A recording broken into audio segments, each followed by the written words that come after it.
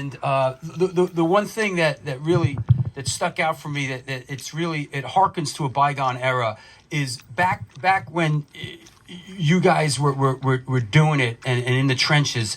The tri-state area club circuit was so incredibly vibrant in the mid to late 70s. Venues like Hammerheads, Mad Hatter, L'Amour, Mothers, Speaks, Detroit, Rum Bottoms, OBI East. It's hard to imagine this day and age, how vibrant that circuit was, and that bands. Now, I'm a city kid. I grew up in Manhattan, and that whole circuit out there was like, it was so foreign to me. Bands like the Good Rats, Zebra, Rat Race Choir, Rat Race Choir, right? All that, Sister, all the, Twisted Sister.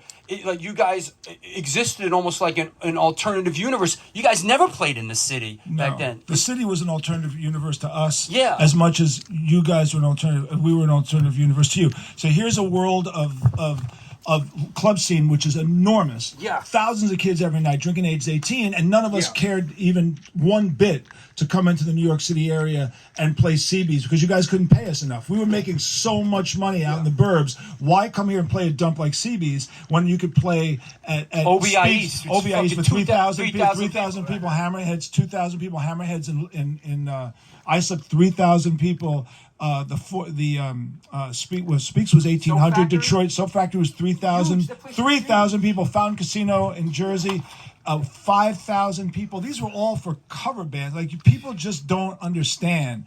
And by the way, before there were things called tribute bands, we were cover bands, and usually you covered a lot of different bands. There was only one band I knew of that just covered one band, and that was Crystal Ship, and they did the Doors, and they were monstrously packed, and they could put 5,000 people in a room, 3,000 people in a room. All of us were laughing at the CBGB's thing. So one night, a girl in 1975, some girl I was saying said, "You got to come in and go to this place called CBGB's and see a band." So I went in and I saw the Ramones on a Sunday evening at like 6:00 in the evening. There was nobody in the room, and the Ramones. It was August of '75, and I remember Joey was wearing a Jaws t-shirt because Jaws had just come out, and I thought, well, that's an interesting statement. He's making a social statement. He's wearing a Jaws t-shirt. And I thought they were amazing. What I thought was they had a real idea of who they were, but I also knew that it would never work in Long Island. It would never work in Jersey. It would never work anywhere because it was a real New York City, Lower East Side kind of a thing. So when Twisted finally came to New York City, we did not go to a club. We did not go to Gildersleeves. We did not go to CB's. What did we do? We said, we're going to go prove to you fuckers that you have no idea how big we are. We're going to sell out the Palladium.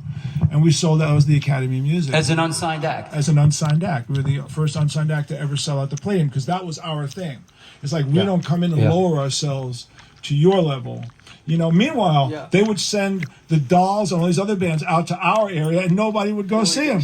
Nobody cared. It was really kind of, how like the Trump thing has caused this giant split 50-50. It was really like that. It's like the suburban kids hated the alternative scene in New York, and the alternative scene in New York hated the Zeppelins and all that other stuff, and then Twain never met. Yeah.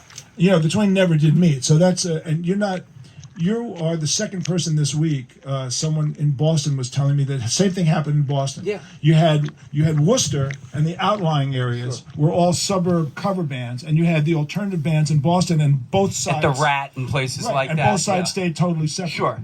Sure. And I think that what's incredible in hindsight is this circuit of all these clubs. What really sounded the death knell for them was when the drinking age went up to friggin' 21, right? Yeah, that was happening. No one ever thought New York State. Yeah. No one ever thought it was New a York cash State. cow. Well, everyone thought, man, the liquor lobby was too strong and it would never happen. But Mothers Against Drunk Driving was stronger. Yeah. And what happened was around 1979, 1980, the rumblings started to happen. The drinking age was starting to go up. And we're looking at this thing going, if the drinking age goes up, these mega clubs are going to go out. I mean, that's really the bottom line. So we spent the years of 80, 81, 82 in fear. Well, I felt like I was on an ice floe that was melting, and we needed a helicopter to come down like a skyhook and pull us off this melting ice, which it did.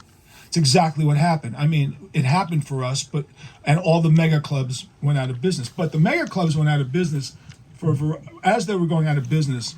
One night, this is a part of the Twisted Sister story, which I find so interesting because we played so much, and because we played so much, so many nights in a row, you kind of try to figure out ways to entertain yourself on those nights because there's millions of nights, right? Millions, and they're all in the book, by the way. All the 9,000 shows I listed, they're all in the book. I mean, so if your eyeballs will peel. But we would get bored, and shit would happen. Like Son of Sam would be killing people, so we'd be on stage going, "Motherfucker, show up, we'll kick your ass," because that's what you did. Son of Sam was killing girls. The girls were either not coming to the club or wearing blonde wigs. And so we would go, man, this is threatening our livelihood. So Son of Sam, fuck you, you come around. Well, the Son of Sam ultimately almost came to a show. They caught him as he was walking out of his door in Yonkers on his way to the Hamptons to go out in a blaze of glory. We were the only band playing in the Hamptons that night. Had he made it out there, maybe I wouldn't be sitting here talking about it because he was on his way to a club called the Night Club, which was an underground club in West Hampton. And this is a true story, but the bottom line is, then there was the Death to Disco era where we just went crazy with the disco thing, smashing disco albums because we were bored to shit. Let's do that. So we did that for a couple of years, and that went crazy. And then one day, a club was going out of business, and the club owner said, tell your fans to take the club apart because they were having a fight with the landlord. And I said, what do you mean? He said, yeah, just tell them, this is the last night of the club. Take everything. So we went, hey, everybody, the club's going out of business at 4 a.m., so take the urinals and the phones. So the kids ripped the urinals off the walls, the toilets, the pay phones. They ripped everything out of the club, and at 5 minutes to 4, they pulled the false ceiling down. The entire air conditioning system crashed to the ground, flooded the room, and we got out. So all these other clubs heard that we destroyed the club. So we get a phone call from another club in Jersey. He says, I think we want to redo the club, and can your fans come and destroy it? And I said, what do you mean? They said, yeah, we'll take out a big ad. We'll put like a tombstone on it. It'll say, Emmett's in, rest in peace, take a piece. So we went, okay, so Emmett's in, come on in, rip the club apart. So the fans come in and they destroy the room. We're going, wow, so this is what we're getting known for, not just playing songs. So then the Soap Factory disco goes, well, we're going to switch from a disco to a rock club, and we got John Travolta wallpaper. We'd like your fans to come and just have at it. So we said, Soap Factory disco is going out of business. Come on down, take part of the wall. They took sledgehammers and they smashed. This is what we're playing. This is what we're trying to do is play in a band, and get better and get a record deal. They destroyed the Soap Factory disco. And then, of course, the big one was 2001 disco where, they filmed Saturday Night Fever and they wanted to become a rock club. So who do they call? The Demolition Band. And they said, tell your fans to come and take whatever they want. And our fans did, and they frisked them at the door. People were coming with knives and guns and brass knuckles. I mean, they found the ball from the movie. They smashed the ball. It was, we're kind of like, this is performance art that again we didn't sign up for.